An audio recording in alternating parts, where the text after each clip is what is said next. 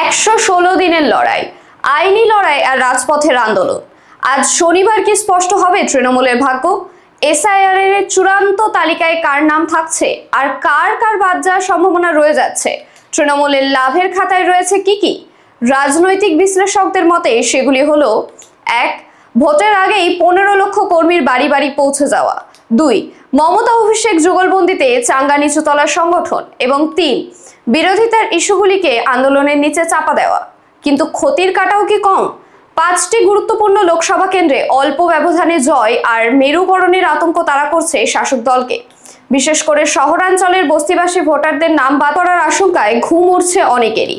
লাভ না ক্ষতি, দাঁড়িপাল্লা কোন দিকে ঝুঁকবে? উত্তর মিলবে আজই। পশ্চিমবঙ্গের রাজনীতির এমন সব ইনসাইড স্টোরি সবার আগে জানতে চোখ রাখুন হেডলাইন স্টোরিজ নিউজে।